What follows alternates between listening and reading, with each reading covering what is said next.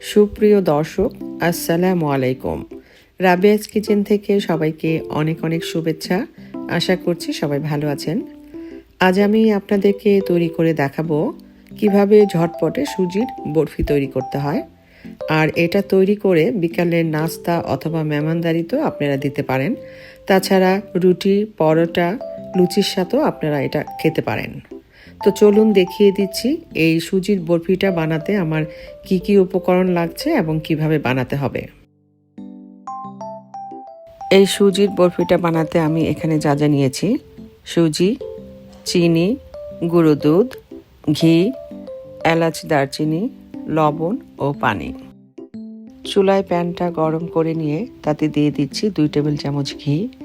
এই ঘিটা আমার বানানো, আমি নিচে ডেসক্রিপশন বক্সে দিয়ে দিব, আপনারা চাইলে সেখান থেকে দেখে নিতে পারেন। দিয়ে দিচ্ছি 2-3টা এলাচ, ছোট টুকরা দারচিনি,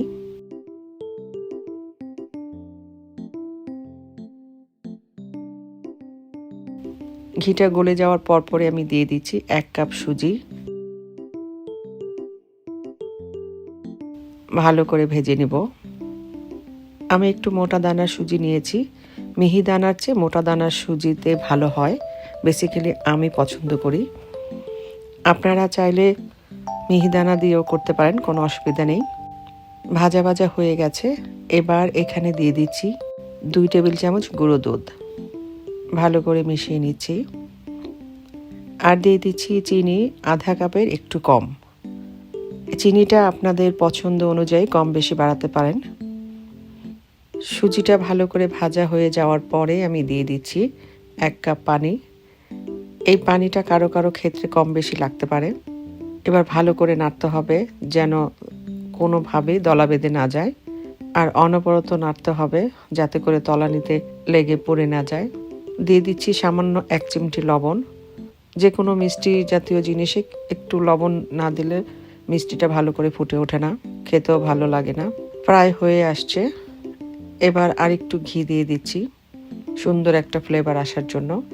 আপনারা যদি ঘিটা অ্যাভয়েড করতে চান সেক্ষেত্রে ঘি এবং তেল দুটো মিক্স করে দিতে পারেন, তবে ভালো টেস্ট পেতে হলে অবশ্যই ঘিটা ব্যবহার করবেন।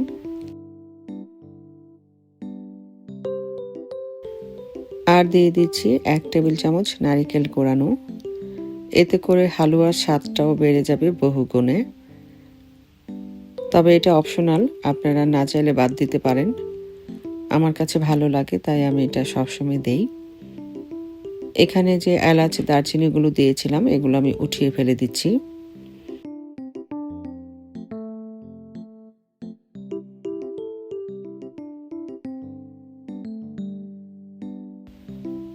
হয়ে গেছে, এবার চুলা থেকে নামিয়ে নিচ্ছি।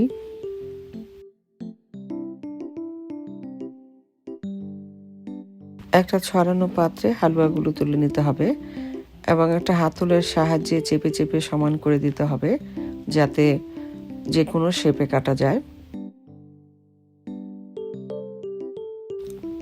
আর উপরে কিছু বাদাম কুচি দিয়ে দিচ্ছি, আপনারা চাইলে অন্য কিছু দিতে পারেন।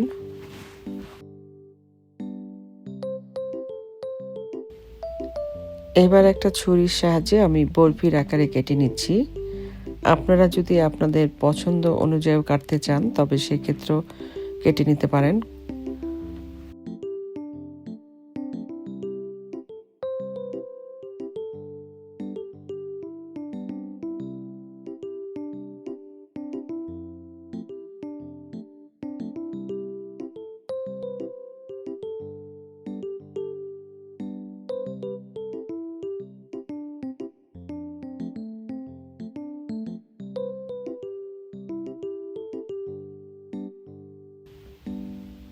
এখানে আমি 2 ধরনের ডিজাইন করে নিয়েছি।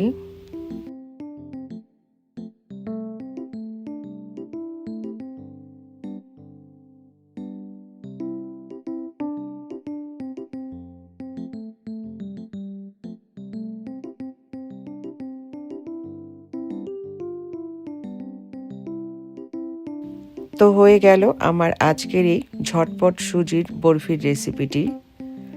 আশা করছি আপনাদের ভালো লাগবে। আর ভালো লাগলে অবশ্যই লাইক কমেন্ট ও শেয়ার করতে ভুলবেন না। আমার চ্যানেলটি যারা অলরেডি সাবস্ক্রাইব করে নিয়েছেন তাদেরকে অসংখ্য অসংখ্য ধন্যবাদ। আর যারা এখনও করেননি প্লিজ আমার চ্যানেলটি সাবস্ক্রাইব করে নেবেন। পাশে থাকা বেল বাটনটি ক্লিক করে আমার চ্যানেলের সাথেই থাকবেন।